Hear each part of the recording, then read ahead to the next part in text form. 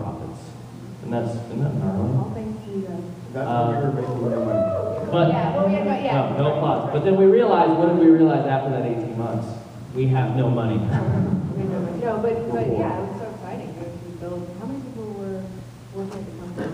I think it got up to about 40 or 50 people, just and as we make more money, we hire more people and do a little bigger office and more. Yeah, it started with us, slowly grew to like 40, 50. Now the numbers are. We're like 250 people. I walk into work and I don't know some people sometimes.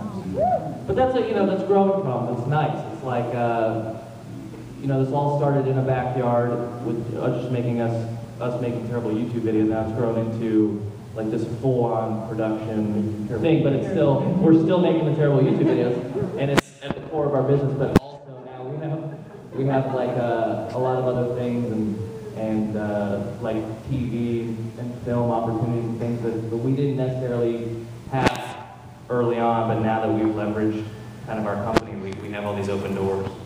All right, so 2009, we launched the station in August 1st-ish. We wanted to do it, and then we noticed something when we launched the station, because who remembers who was in the station originally? You can shout it out. We're all friends. You shout. Yeah, no, I shouldn't have told you to shout. Phil DeFranco, Shane Dawson, me, Shay, Ron, Dave Days, what an 8 there. What Dave Days, and ShayCarl was there. ShayCarl, Dave Days. So we all pooled all of our resources into this one channel, and it became the fastest growing YouTube channel in YouTube history at that time. And something grew out of that. We realized we had something special that we kind of bottled.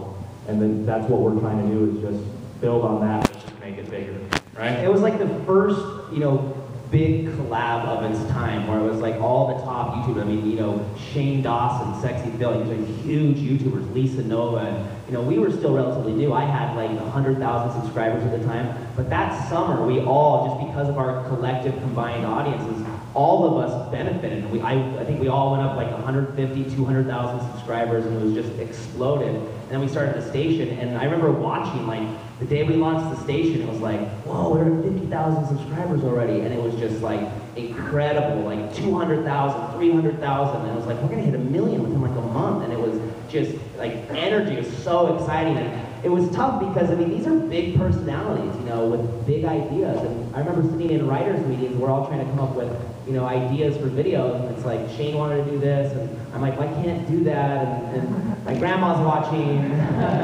I can't swear and do all that stuff. So there was a lot of like creative compromise with the station at first, because none of us necessarily loved the idea, but none of us hated it, and we had to try to come up with something where we all could align with the video. And then we launched with that zombies video, right? That was the very first one, wasn't it? Or it was not the bus one, but where we were like in and we killed Justine. Remember?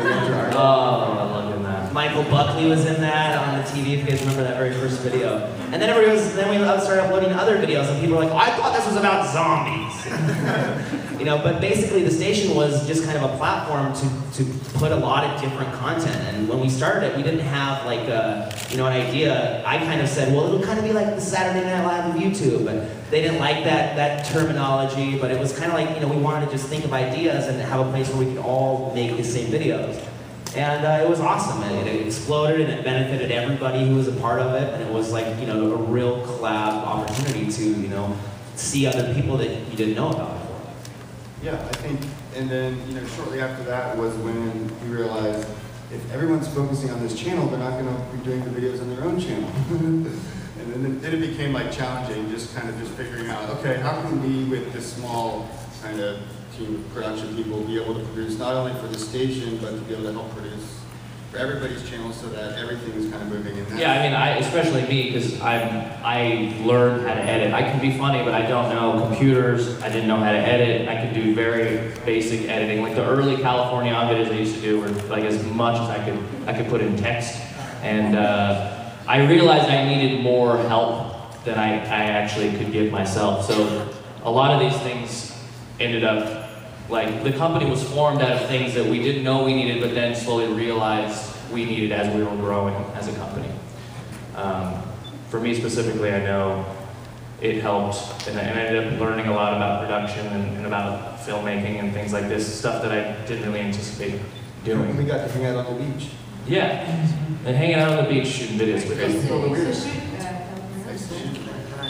Yeah, Danny shot like the first California ons, and then Ben started. Well, my roommate Alex shot the first couple, but then if you see the first one, it's like blown out, and it's the worst colored video ever. You can barely He's not hear friends it. with Alex. So yeah, I ended that friendship, and I signed on with Danny and Ben, and they, Danny shot some of the most memorable California ons, and now he's like big business guy, you know? Look at your businessman over there. I'll go shoot anytime you want, just let me know. Yeah.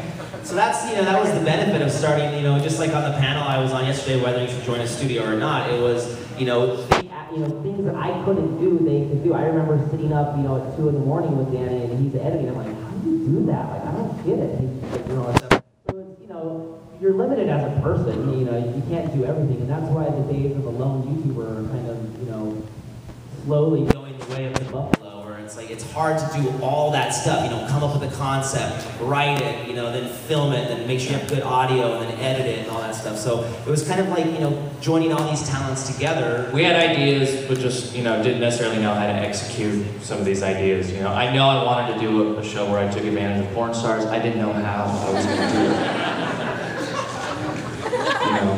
it. Joining a network is not for everyone.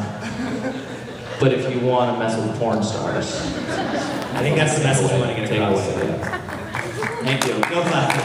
Yeah, clap. Okay, so there we are, 2009 when we launched.